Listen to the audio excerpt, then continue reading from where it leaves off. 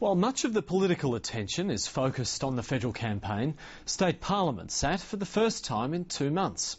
The opposition might have been wishing for an even longer break after coming under repeated attack from the government. And Parliament House itself was ambushed when protesters breached security to scale the roof and unfurl a protest banner that couldn't be ignored.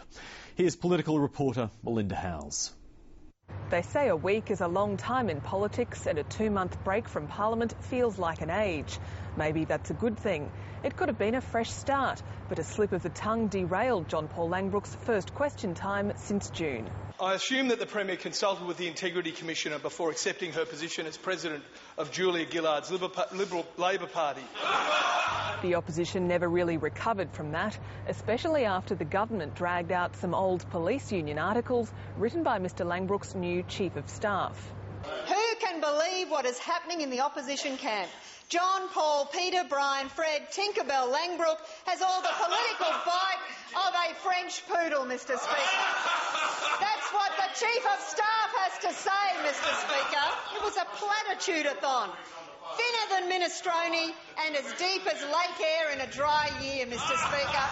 Thinner than minestrone and as deep as lake air in a dry year. That's what his Chief of Staff believes, Mr Speaker. The opposition wasn't amused, but the Premier certainly was. The week's biggest commotion was outside the House, when a protest raised some serious questions about parliamentary security. 2 men managed to scale the historic building and unfurl their banner. Farmers and environmentalists had been peacefully protesting against the expansion of the coal and gas industries in southern Queensland. 2 ministers met a delegation and the opposition is sympathetic to the cause. And will Labor now support the LNP's policy of fiercely protecting the Great Artesian Basin and give bipartisan support to our Charter of Property Rights legislation? The government is promising new laws to try to balance the competing interests. This will include ensuring that companies seek to minimise any impacts from their activities on landholders' family, land, livelihood and lifestyle, and that landholders are adequately compensated, including for reasonable legal, accounting and other professional costs. While the protest grabbed the headlines, the opposition accused the Health Minister of putting too much emphasis on media coverage.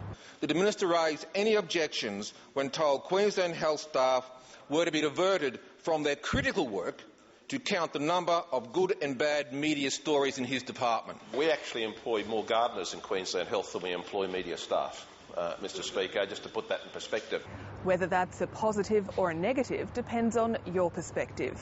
It was an unusual sitting with a mishmash of issues covered, no major announcements and no media conferences for the first 2 days.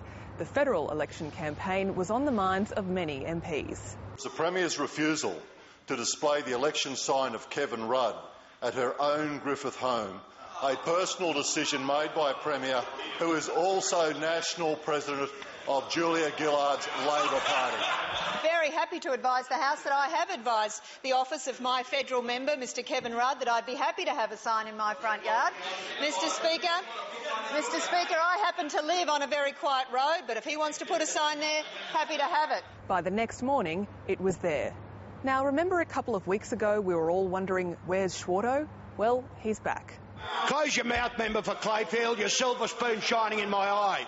Now a warning, this last bit won't make any sense if you don't watch the Gruen transfer or haven't seen the award-winning advertising campaign for a certain brand of aftershave. I think the Treasurer's been practising for this attack on John Paul Langbrook. Look at me, don't look at him, don't look at Tim, look at me. I'm the real man, I'm the man with the Old Spice. What have I got now, Mr Speaker? I've got the policies. What are the policies? I don't know. They're anything you want them to be, Mr Speaker. The fact is, Mr Speaker, he's gone on a cattle drive, not on a policy drive, Mr Speaker, and there he is being anything you want to be. And look, Mr Speaker, he's next to a horse. That report by Melinda Howells.